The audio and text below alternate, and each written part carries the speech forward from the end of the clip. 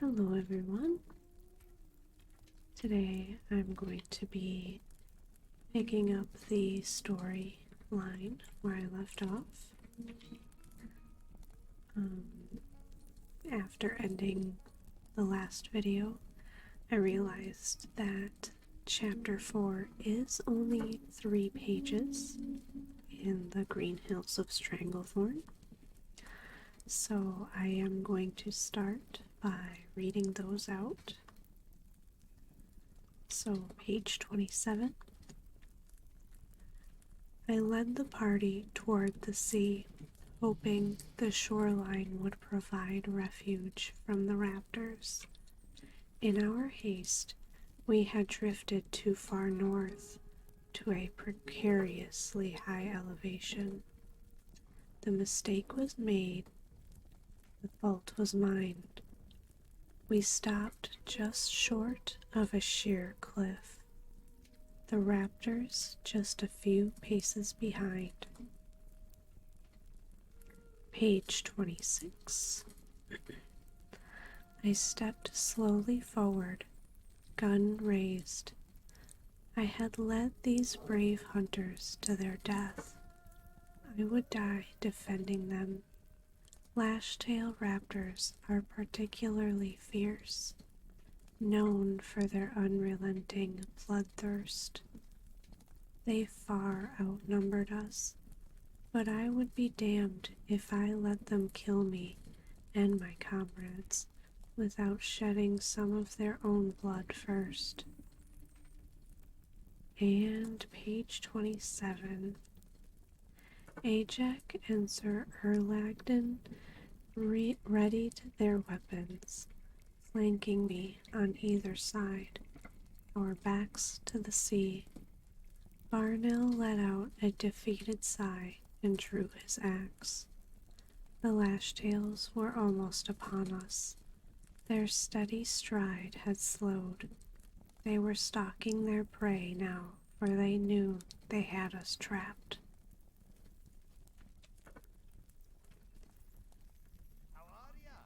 So I'm going to see chapter 1. Chapter 1 was quite riveting. Master Nessingwary sets the backdrop for the story and makes mention of his hunting companions, including me. But that's besides the point. Let me see which pages are still missing. It seems pages 1, 4, 6, and 8 are still out there somewhere in the jungle.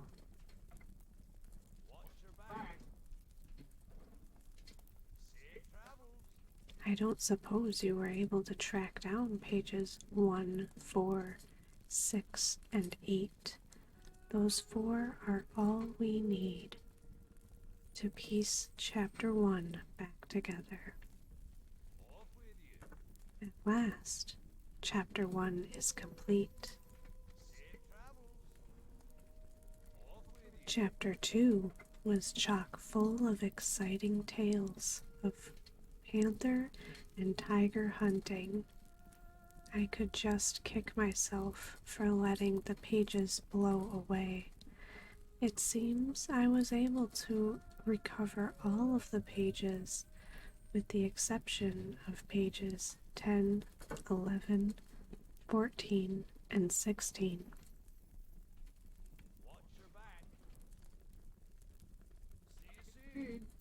We still need pages 10, 11, 14, and 16 to complete Chapter 2 Lunacy. Chapter 2 is finally complete. Well done. Chapter 3 was my favorite.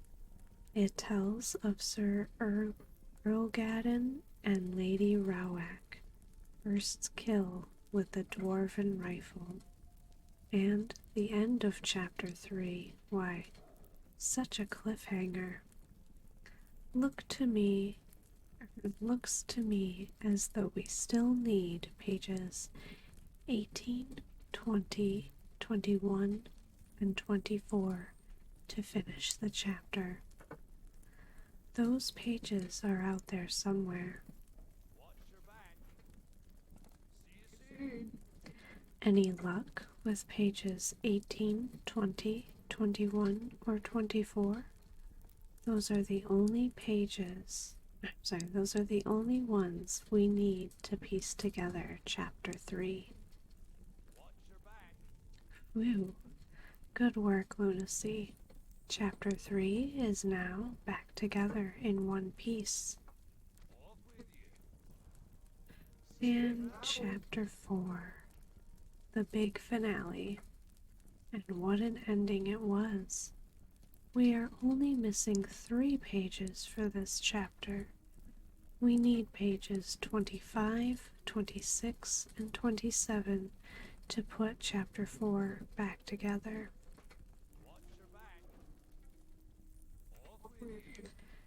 We just need 3 pages to finish off Chapter 4, Lunacy. Do you have pages 25, 26, or 27 yet? Superb. Now we have Chapter 4 ready to go.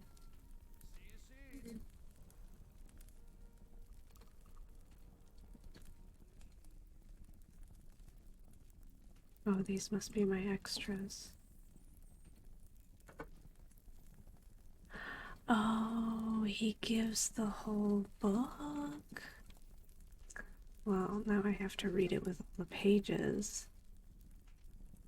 Our first day went well as one can expect first days to go. Most of our time was preoccupied with making the necessary arrangements to establish a base camp. I located an ideal setting by a freshwater river inlet. Judging by the old, abandoned docks nearby, this site was inhabited some time ago.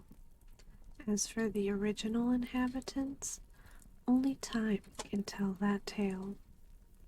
For this expedition, I have assembled Ajax Rowek and Sir S.J. Earlgaddon, along with my trusted servant, Barnil Stonepot. I fought alongside Ajax's father's side in many battles in defense of the Alliance. Seeing her gown is quite special. Her father schooled her well in the ways of weaponry. Her skills with a bow make me wonder if there is elven blood running through those veins. Sir S.J. Earlgaddon comes from human aristocracy. His father, Count Earlgaddon, was renowned for his generosity. It was the Count who lobbied for improved working conditions for the Stonemasons Guild during the restoration of Stormwind after the Second Great War. In the years that followed, after Stormwind betrayed the Stonemasons Guild, Sir Earlgaddon grew bitter about the role of the nobles within the kingdom. He no longer wished to uphold the position that his father's bloodline had earned for him in the House of Nobles. But I digress.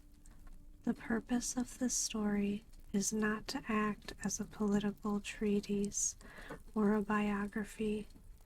This is the account of my experiences hunting big game in the green hills of Stranglethorn. We rose with the sun. Barnil began to prepare the morning meal.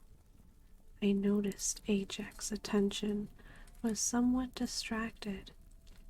The day's trek would be long, and our hunt would bring us close to danger. Lack of focus could easily lead to an errant mishap. Yet, Ajax seemed unable to divert her gaze from Barnil, who stood by the edge of the river, rinsing out his mess kit. Just as I was about to question Ajax's lack of interest in the day's hunting strategy, she reached for her quiver, drew an arrow, and unleashed a shot right towards poor Barnell. But it was not Barnell that Ajax was shooting at, for when Barnell stepped aside, mouth agape, a large river crocolisk floated to the surface, with Ajax's arrow perfectly placed between his two large eyes. We set out toward the west, through the thick overgrowth of the tangled jungle. Moving with slow, deliberate steps, we paced through thick foliage in search of prey. The morning passed in frustrated silence. Nothing was stirring in the vale, not even a breeze. By the afternoon, the expedition had grown restless. Barnil no longer strode with the cautious steps of a predator tracking prey.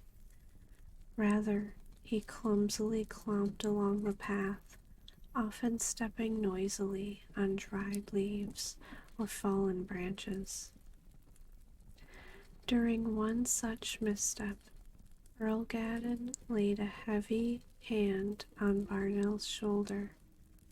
Ajax and I gave a casual glance, assuming the man was simply giving Barnell a much-needed scolding for his carelessness.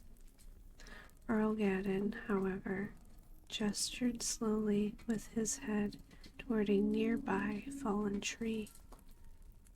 Gazing back at us were two piercing black eyes just above a mouthful of razor-sharp fangs.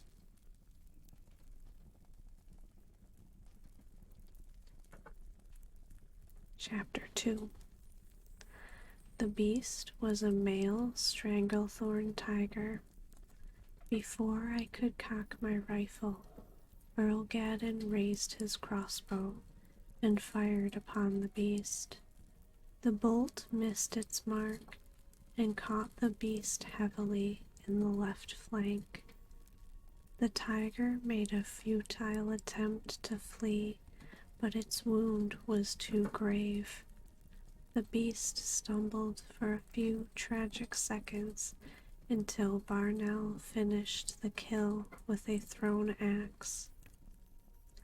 The kill brought about a festive mood amongst the expedition. Barnell poured mead for all to enjoy, but our festivities were short-lived. As we were preparing the corpse for transport back to base camp, we were all caught off guard by a horrendous growl. In all my years, I have never heard anything so blood-curdling. On a rocky precipice above, silhouetted by a setting sun, I could make out the largest cat of prey I had ever laid eyes upon. I was able to lose one clumsy volley with my rifle, but the cat held its ground. He growled once again, this time louder than the first, and vanished. We gathered our belongings and headed solemnly back to camp. I had promised the expedition that we would spend the next day hunting panthers, as their furs are in high demand throughout Azeroth.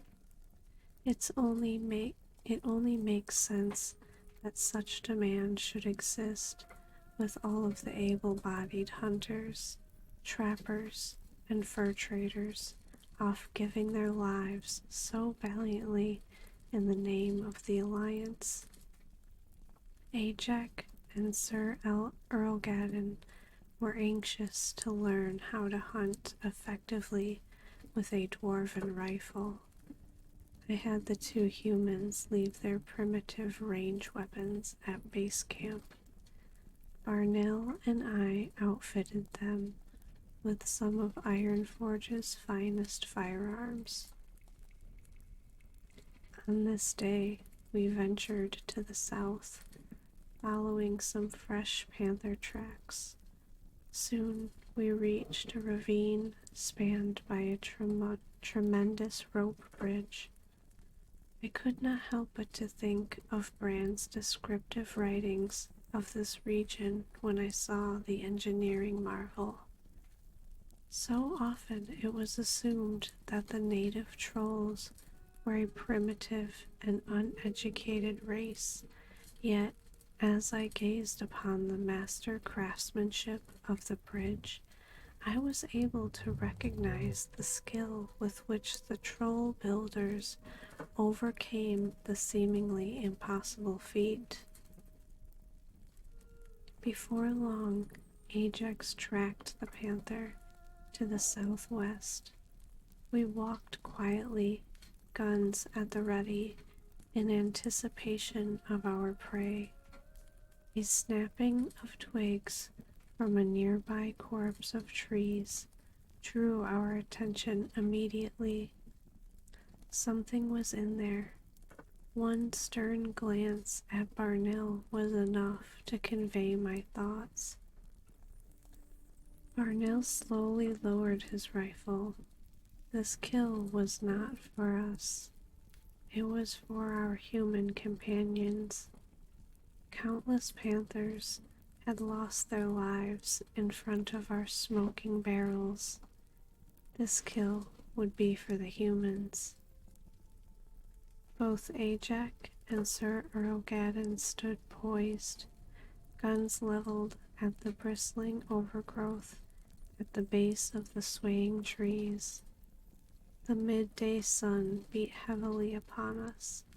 A slow trickle of perspiration trailed down from Erlgaddon's temple as he pulled the pin back.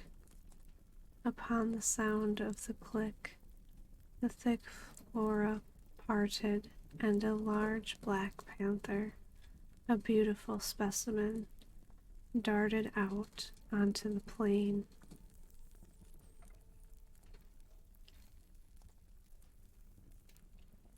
Chapter 3. The humans trained their sights on the panther as it ran along the edge of the tree line. The barrels of their guns moved in perfect parallel tandem. Barnell gave me an urging glance, but I shook my head no. This hunt was for the humans, not Barnell or me.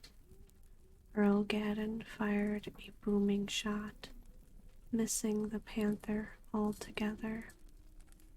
Apparently, he was unprepared for the violent kickback of the rifle blast. Sorry, didn't realize I was still in queue. His gun tossed back violently in his arms. The barrel swooped sideways and came up beneath Ajax's rifle. Ajax had chosen that exact moment to pull her trigger. The rifle, the aim, now knocked clumsily toward the tree line, went off with a distinct boom. A flock of birds screamed out of the canopy, scattering in every direction. A plume of smoke rose from the tree. We watched in awe as a tremendous branch fell squarely on the fleeing panther, breaking its back. As the weeks passed, our stockpile of panther and tiger skins grew immense.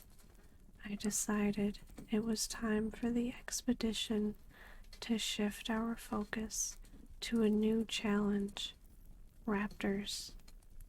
The humans, while appreciative of the training Barnell and I offered, decided to refrain from hunting with firearms. Ajax was much more comfortable with a finely strung bow, and Sir Earl Gadden never left camp without his sturdy crossbow. We set out at first light, heading south past the Kashi ruins. Barnil voiced concern that we might encounter members of the Blood Scalp tribe. I reminded Barnil that the Blood Scalps were more concerned with destroying their tribal enemy, those Skull Splitters. Needless to say, Barnil was not comforted in the least. I, however, had a loaded rifle, a satchel full of gunpowder, and 3 deadly hunters with me to ease any concerns of an unfriendly ambush. I stood before a towering inferno on the battlefield. The army of the Burning Legion advancing from all directions. An unruly band of trolls seems as harmless as a jackrabbit in the hills of Dunmoreau. We passed the Kashi ruins without event, much to Barnil's relief. The party proceeded to head westward toward the Great Sea, skirting the ruins of Zulkundra. Just to the south, as we ascended the high sea bluffs, we spotted our first raptor. The beast never so much as detected our presence. In fact, the only greeting he received from the expedition was a bullet between the eyes. Sir Earl Gadden let out a hearty hurrah as Ajax nodded toward me with keen approval. I sifted through my pack in search of my pipe, hoping to enjoy a celebratory smoke. Barnil began to scurry up the hillside to retrieve the raptor's corpse. I stared at the fallen beast with the satisfaction that accompanies every big kill. But I could not bask in the glory of the kill for long, for when I turned my eyes toward the horizon, several silhouettes appeared cresting the hill just above poor Barnil. Free Barnil! Lee Barnil! I shouted. Ajax, Sir Earl Gadden, and myself loosed a volley of bullets, arrows, and bolts over Barnil and toward the pursuing raptors. One of us landed a kill amidst the confusion. Our hastily aimed shots were enough to buy Barnil's escape. Barnil clambered back down the hill and rejoined the party. We scurried off into the jungle, a pack of ferocious lash-tail raptors stalking our every move. The hunters were now the hunted.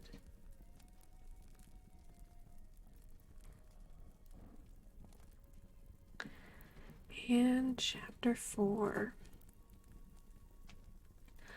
I led the party toward the sea, hoping the shoreline would provide refuge from the raptors. In our haste, we had drifted too far north to a precariously high elevation. The mistake was made, the fault was mine. We stopped just short of a sheer cliff, the raptors just a few paces behind. I stepped slowly forward, gun raised, and led the brave hunters to their death. I would die defending them, Lash-tail raptors are particularly fierce, known for their unrelenting bloodthirst. They far outnumbered us, but I would be damned if I let them kill me and my comrades without shedding some of their blood first. Ajax and Sir Erlgadden readied their weapons, flanking me on either side, our backs to the sea. Barnil let out a defeated sigh and drew his axe. The lash-tails were almost upon us. Their steady stride had slowed. They were stalking their prey now, for they knew they had us trapped. And then something miraculous happened. From off to our side, we heard the distinct and terrifying roar of the great white tiger. Despite their numbers, the raptors turned and scattered in all directions. We saw but a brief white flash as the tiger darted past us and pounced on one of the raptors. No command needed to be given.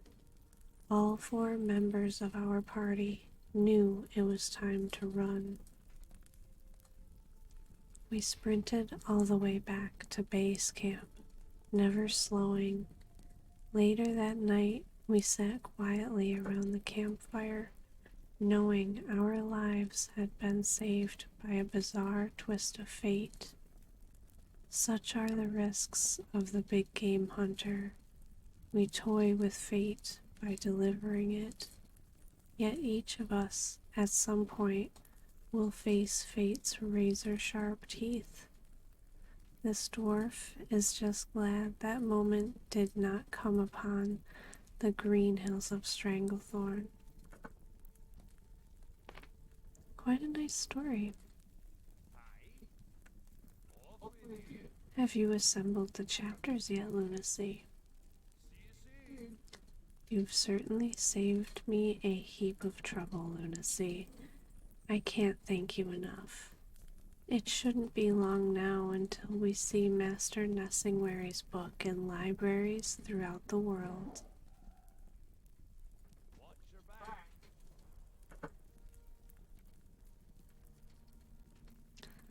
So that means I can absolutely vendor the rest.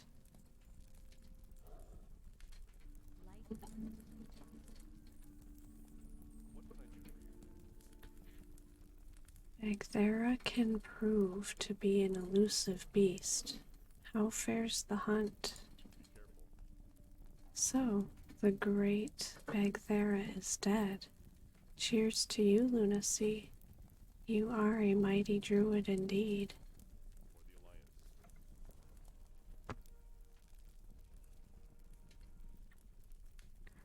There are a couple of quests up in the North Camp that I want to turn in. I just really wanted to get the Nessingwary quests out of the way so that I didn't have all those pages floating around in my inventory.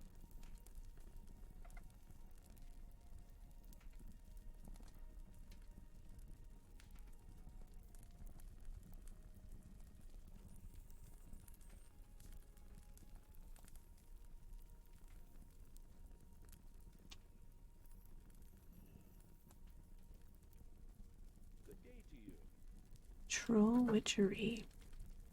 Do you have those fetishes, Lunacy? They might hold the secret to Curzon's degradation. I must know. Thank you. I will study these fetishes and see if they hold the secret to Curzon's fall into evil. Myzoth. Curzon may be dead, but that which drove him to evil still lives. Through my studies, I have discovered this. An ogre mage, Myzoth, dwells in an ogre mound within the eastern mountains of Stranglethorn. He is rumored to employ mind-controlling magic, and I am positive that he corrupted Curzon. If Myzoth is allowed to live, then his evil may influence others, and may even cause another Curzon to surface. Kill him and bring me his mind's eye, the artifact he uses to corrupt others.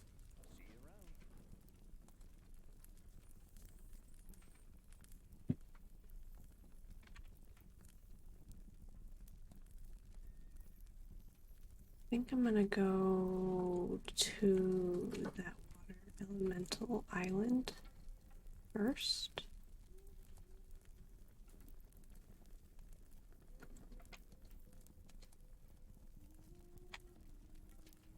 It seems, well, I'm like halfway in between them, but I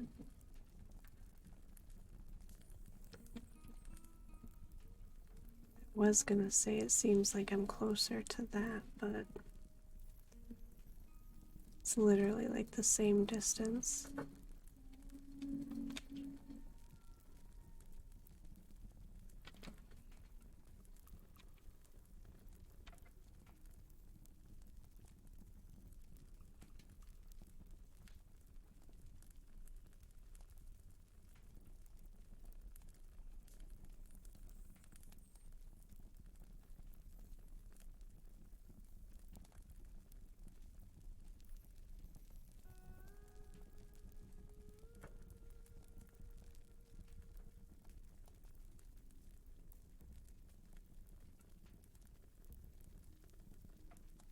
I swear I'm gonna start gathering these herbs to sell in the auction house.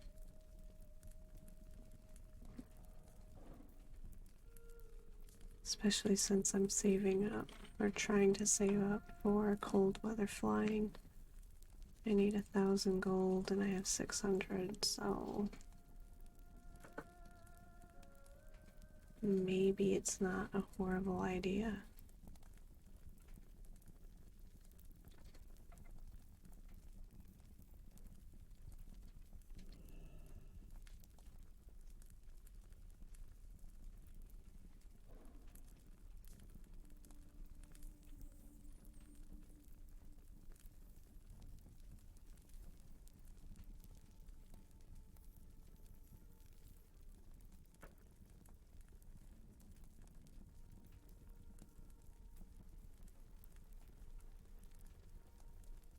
Is it that one? Yeah.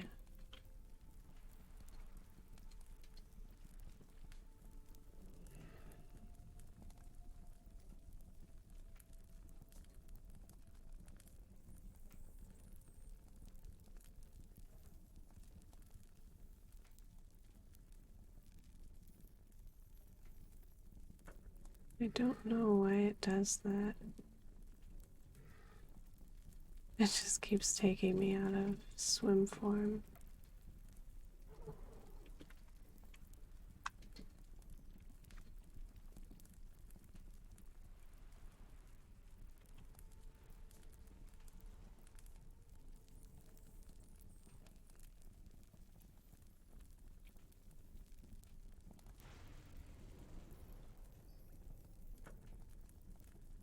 Enchanted water.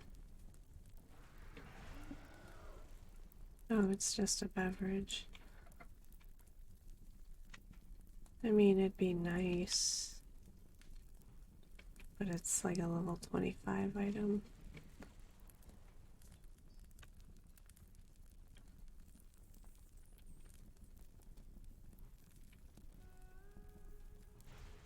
It seemed to drop a lot of it, too. One of them that I killed, I think, dropped 4, yeah.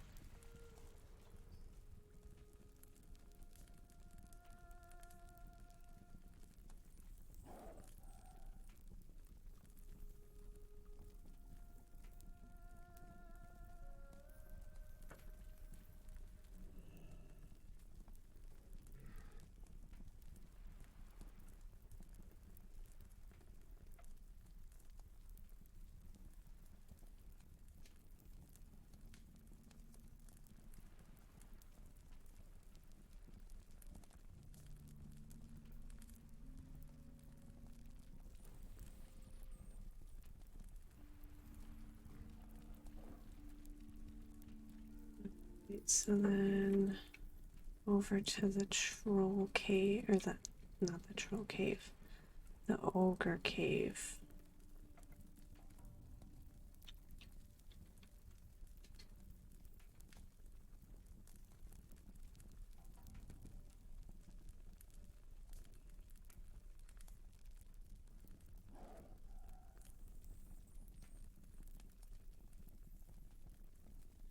I thought that was a rogue. It was a warrior.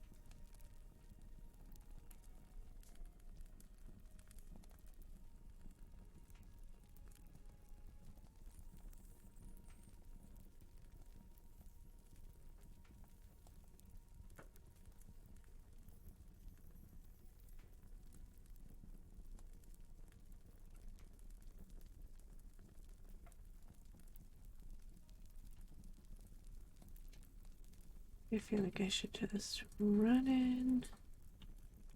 Wow, they didn't even aggro.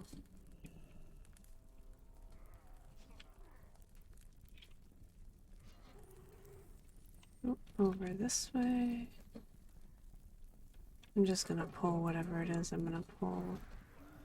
Oh, you stunned me? Rude. And Starfall.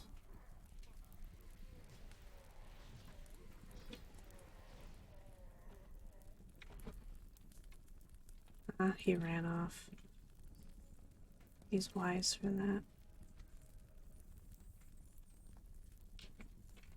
He might attack me as I leave, though.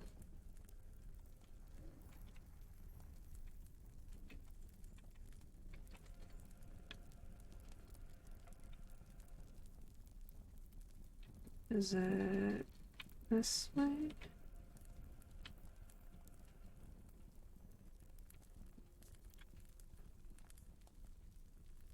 Oh yeah, I can get up this way.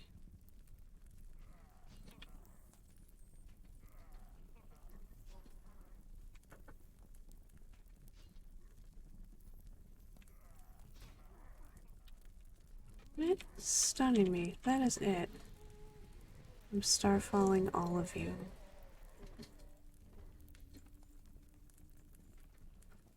I just wanted my quest item and I was just gonna leave. You guys had to make it hard.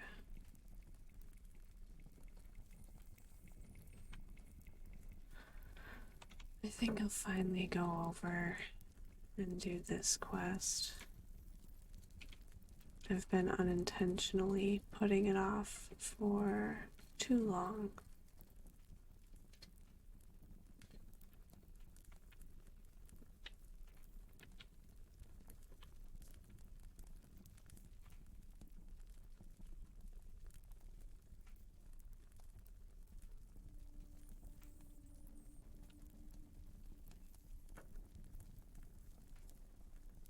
I feel like this is such a big zone.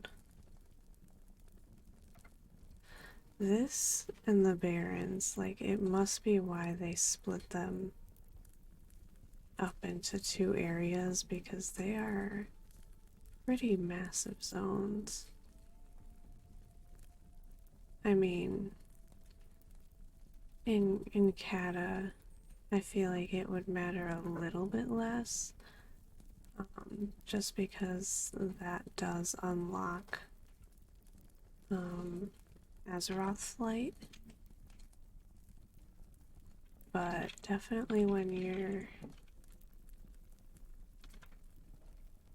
low level and you're questing, it is a very long run. What am I looking for? Raptors? Yeah, jungle stalkers.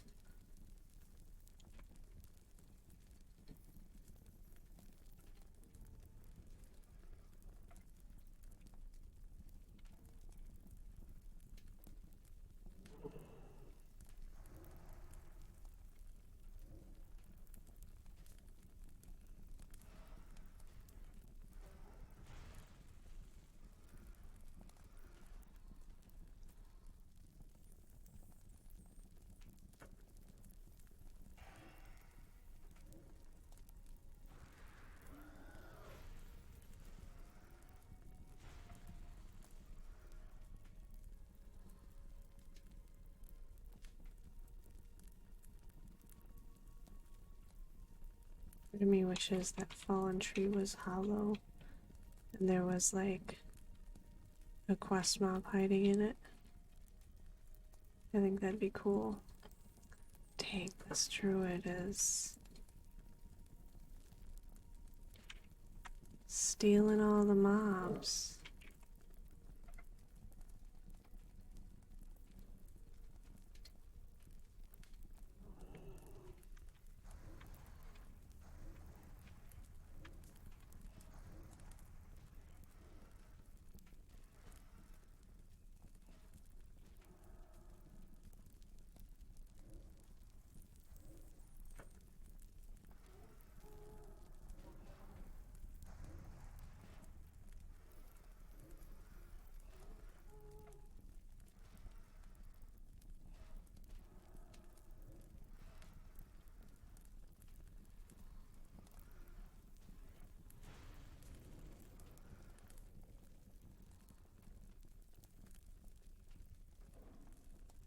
Go back and collect all my loot.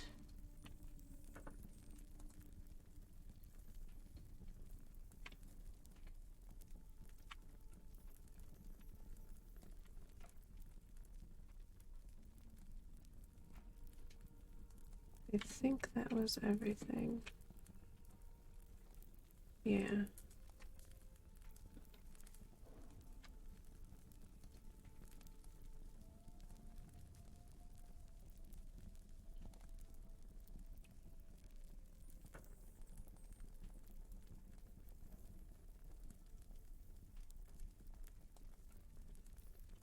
And back to the main road so I don't get lost.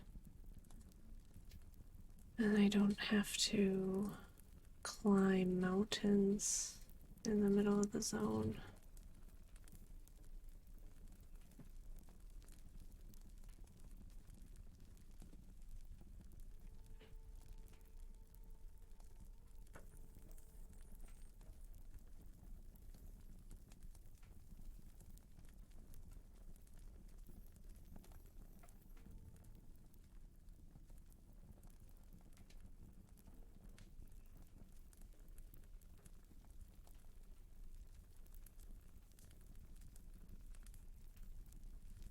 I'm a little quiet just because I have to mute my mic.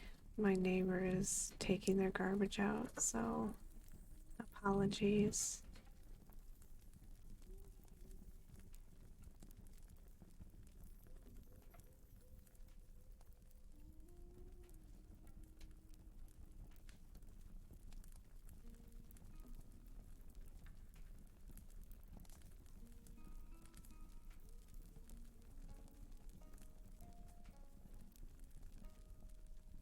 I think he's done.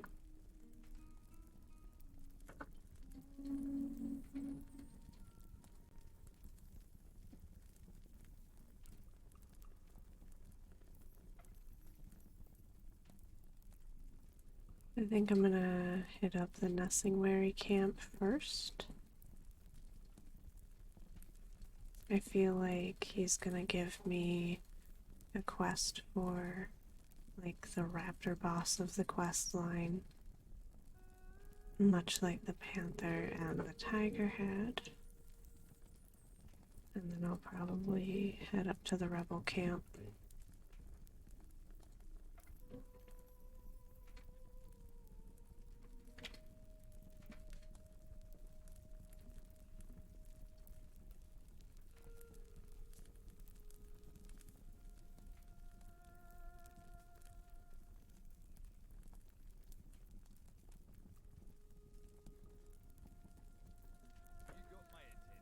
Raptor Mastery.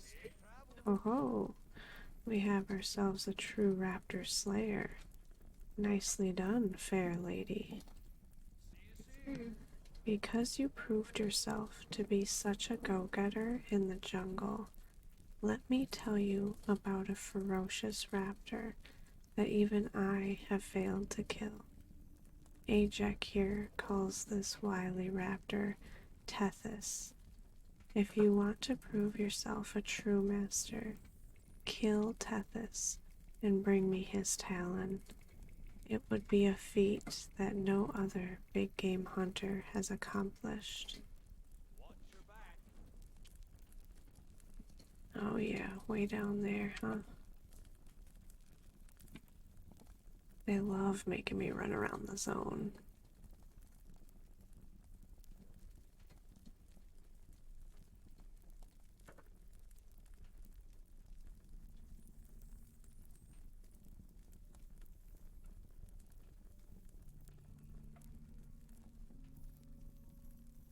Oh, look at these two on a little date.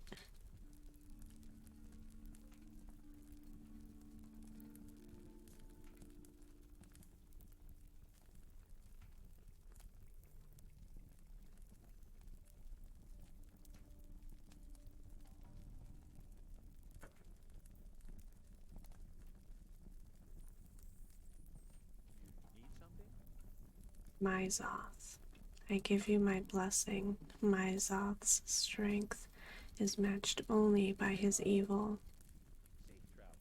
Ah, you've done it. You're a great force for good lunacy, and may your strength never fade. I will study this mind's eye and determine if it may be used for good. If not, then it must be destroyed. Alright, so I'm finished with the rebel camp, it looks like.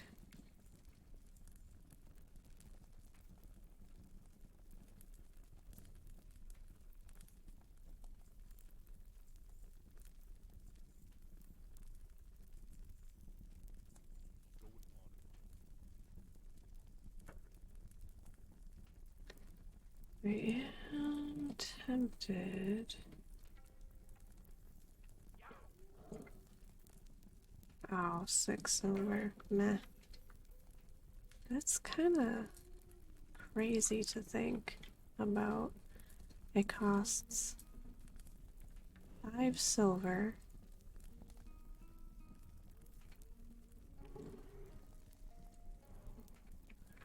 It costs 5 silver to fly from Stormwind to the rebel camp, and it costs the exact same amount to fly from Stormwind to Booty Bay.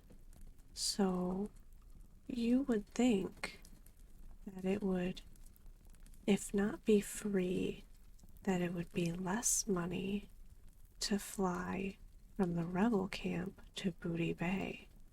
It is more expensive. Who came up with that logic?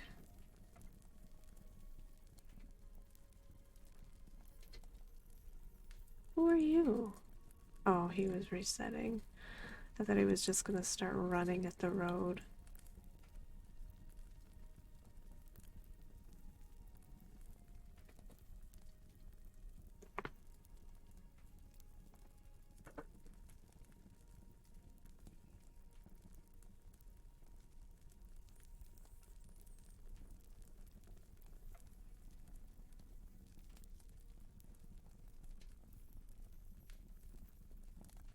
I think once I kill the raptor, I will probably hop into Booty Bay and turn in what quests I have there, just because I'm pretty sure the raptor quest is probably the last one in the Nessingwary camp. So anything that's left in the zone would probably be out of Booty Bay.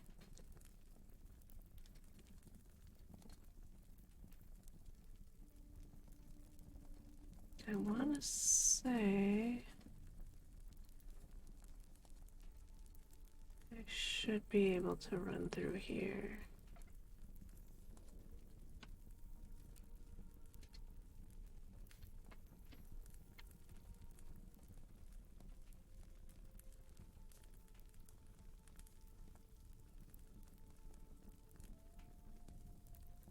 It's weird that some mountains like these are marked on the map, but those ones, well, that might be those ones. But like that one isn't.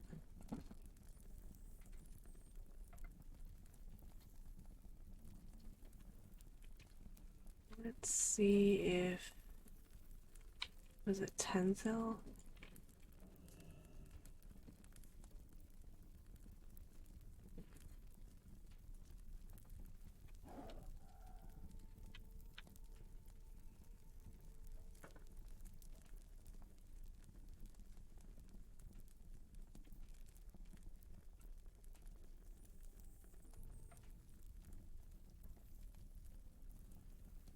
Oh, near the Gurubashi Arena.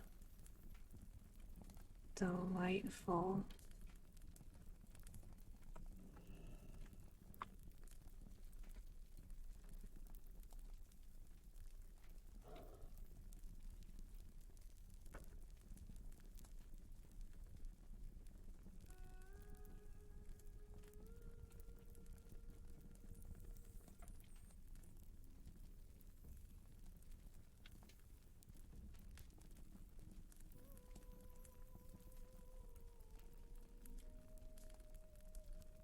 Do not see any named raptors.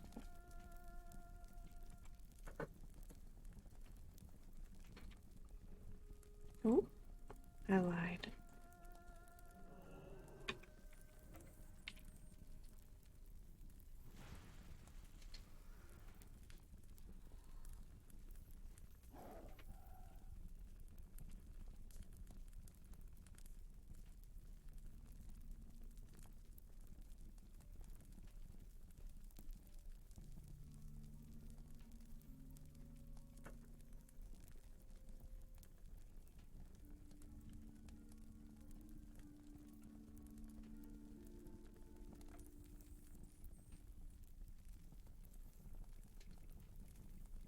I'm debating if I want to end the video here. Nah, I'll see what's in Booty Bay first.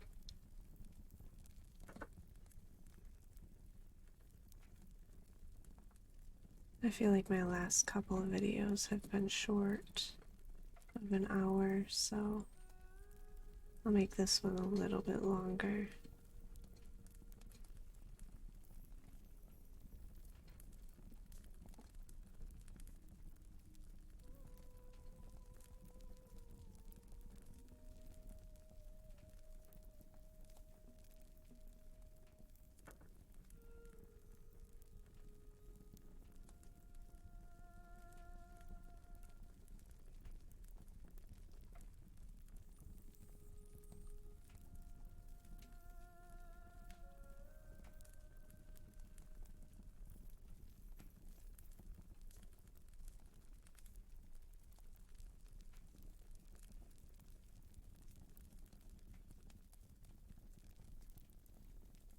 Oh my god, I thought we were so much more south than we actually are. We're getting there. We're getting there.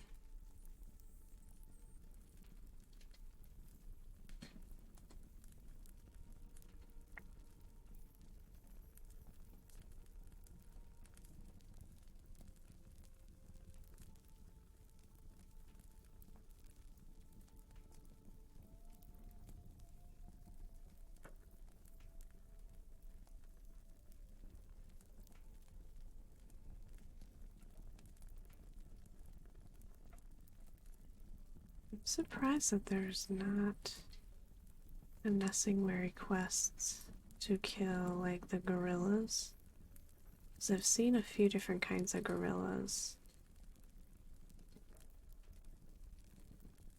I feel like it's probably the only wildlife animal I did not get a quest to kill here in Booty Bay. Or here in Stranglethorn.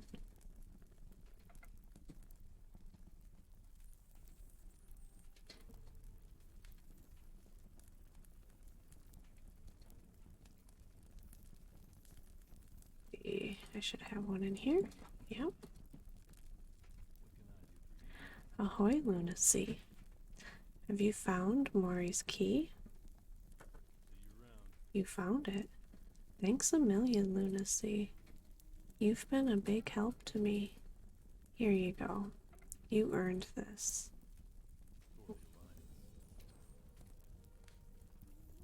I'm now honored with Booty Bay and Ratchet.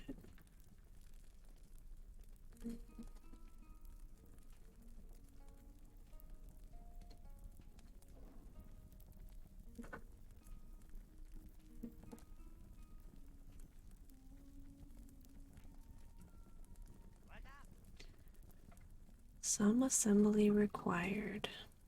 Trizlic's Excelsior leather boots, finest workmanship, 100% high quality saltwater crocolisk skin boots. None finer. Can't beat a glowing description like that, can you? Except, maybe, if you have those skins for me? My boots. They're like sausages, Lunacy. Look great, taste great. I tell you, they're filled with nothing but the finest ingredients and meats, and you eat it and you'll love it. It's safer and more enjoyable if you just trust me and don't ask too carefully what's really inside. I'm sorry, I thought we were crafting boots. Why is he talking about sausage?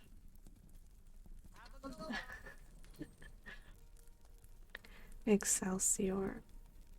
With the inside finished, all that's left is to add the outer layer. For this, I use only the best elder croc skins. They are more durable and a better canvas, if you will, for adding the designs and accents that make Drizzlick's Excelsior line. It's hard to find that perfect skin, though. The only one that fits my plan is the skin of an elder saltwater crocolisk. The elders only come out to defend the other saltwater crocs, so you need to kill a few to draw one out. Interesting.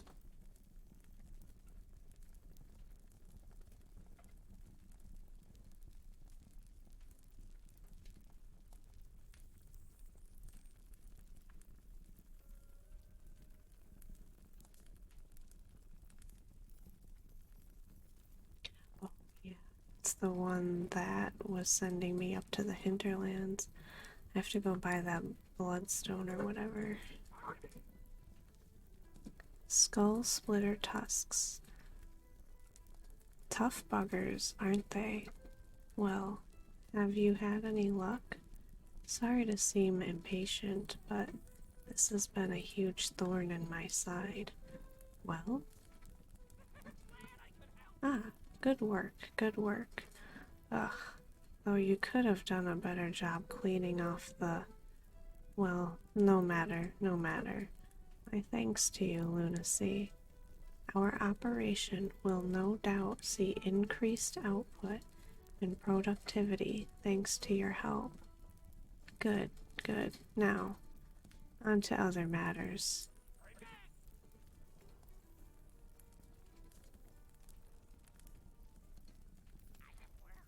Water elementals. Have you had any luck, Lunacy?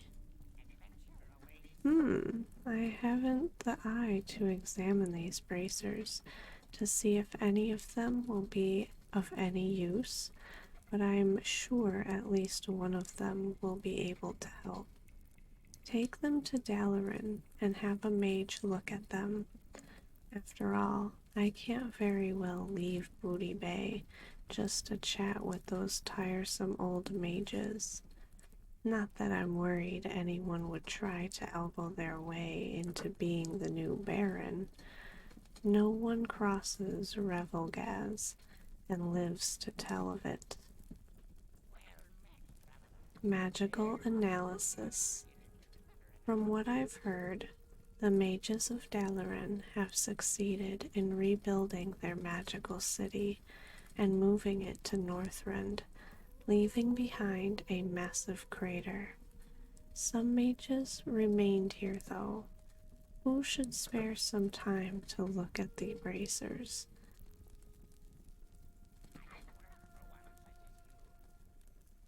If there's anything I know about mages, they can't resist a magical puzzle.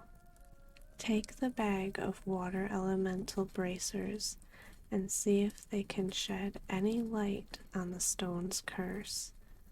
Look for the Archmage and Serum Rune Weaver. I've dealt with him before, and his knowledge is vast.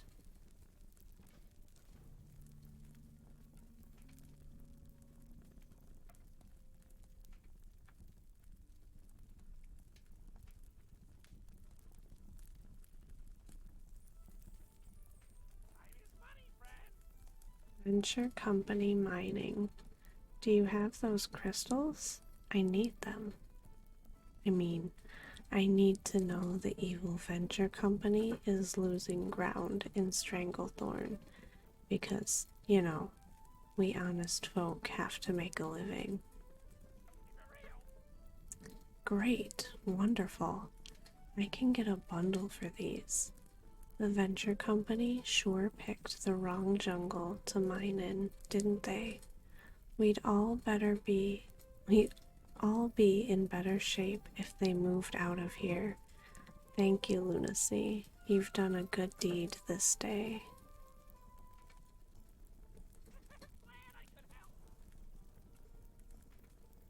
So,